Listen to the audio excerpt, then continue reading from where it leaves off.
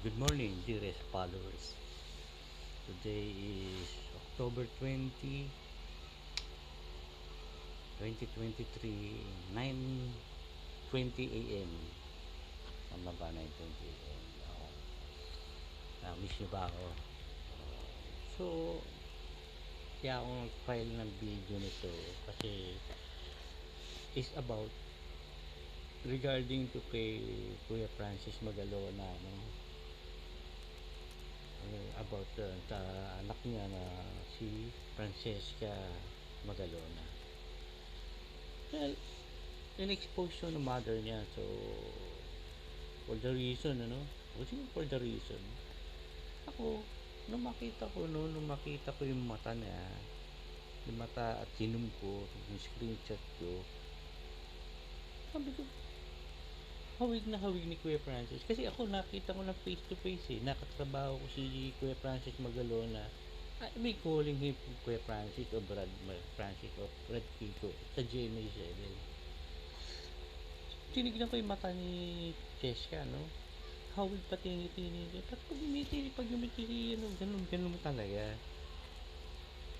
Si Kuya Francis, way back nung, siya yung nag-back up sa akin to work in GMA7. Through the late Master Showman, Boss Serpa Moreno. Kilala kasi siya ng father ko, no? Through Tito Pancho Magalona. So, so sa akin, so the issue na nangyayari ito, siguro gustong expose nung mother na mapasok ni Cheska yung buhay ng showbiz. Why not? Kung magaling naman pala mag-rap, may mutsura, marunong sumayaw, talented, cool. Salute.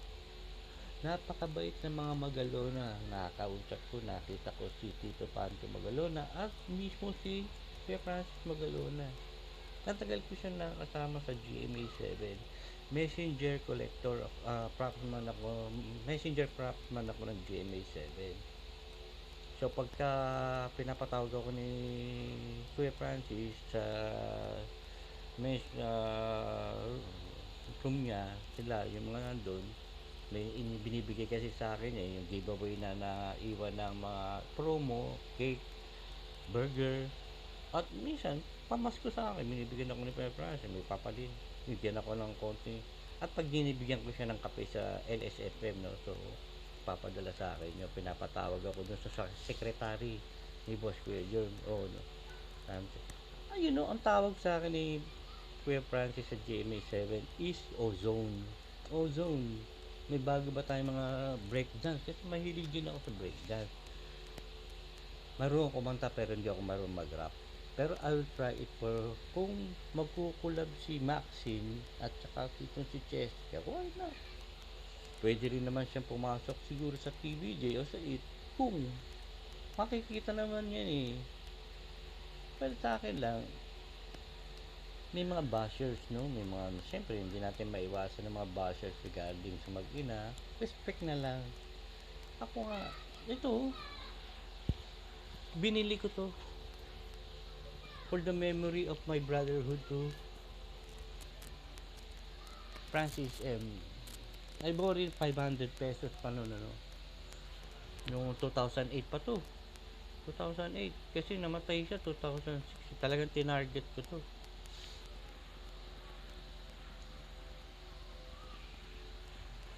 Yan. In memory sa akin ni Kuya Francis, ano? Francis Magalona. So, malaki kasi na itulong niya sa akin during my GMA7 for 2 years, no? Kasi nagpaalam din ako sa kanya tsaka kay Boss John, sabi ko may opportunity na kumatok sa akin. Pinayagan naman nila ako. During my time at GMA7, pag nagse-setting, nag-aayos kami ng set up the prop ng mga lot ng kapwa ko mahal ko ni Tita, nalimutan ko pangalan naglalaro sa ano. So tapos sa lunch date sila Kuya Randy, yung mga yan nandoon. Tapos pagdating ng 4 o'clock, syempre that's entertainment na, so nandun siya. Tapos nagdi-DJ naman kasi siya sa LSFM, so way back na 93. So, ako for me napakasaludo ko dun sa mother ni Jessica.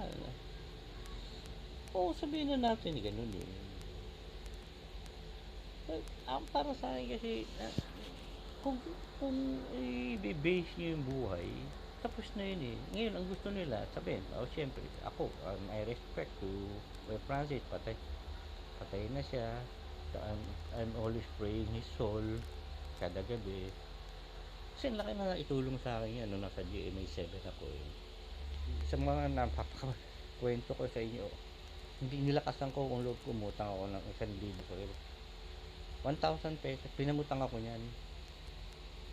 Nung binabayaran ko, ayaw kunin. Sabi ko, Kuya Francis, umutang ako, bayaran ko. Sabi niya, huwag na sa'yo na yan. Sabi, paano ako utang uli sa'yo? Baka hindi, umutang ka pa na umutang ka. Sa'yo na. Hindi ko na inulit, umutang yan ako kasi that time eh. So, okay na sa akin yun. Kaya ang mga magalo na professional yan, as well as Maxine, alam ko sila Elmo, graduate ng mga private school yan, tsaka yung ate Pia Magalona. So, may mga pinag-aralan yan. So, yun syempre in the showbiz world, ako kaya nga kung di ako pinipilit akong mag-artista ni Kuya Francis no, kasi may tsura talaga ako nung teenage days ko eh. Guwapito ako, guwapis eh. Pati si Kuya Jerm, pinisingit ako sa mga movie noon. Ngayon ko lang na-realize na kaya ko pala. Sayang. Pero nakapasok naman ako sa limelight ng indie film. Lakasan ko. Sana nga gusto kong pumunta sa buhay ng ito sa sana marinig man lang ng mga kakakilala kahit isang araw lang, Batang Quiapo. Siyempre, rin tayo sa Quiapo, no? Sa Mahal na Nazareno. Siyempre, si Direk Coco Martin. Kung pagbibigyan tayo, no? Hopefully, kahit isang exposure lang. Pay, without pay, tama na sa akin yun. Yun lang sa akin, balik tayo dun kay Cheska. Cheska, go for your growth. Sa mukha mo, papa mo, nakita ko mata ng papa mo, nakausap ko ng personal si Kuya Francis Magalona. Do, pakita mo yan. Ha? Do it. Siguro punta ka sa sa TVJ, sa TV5.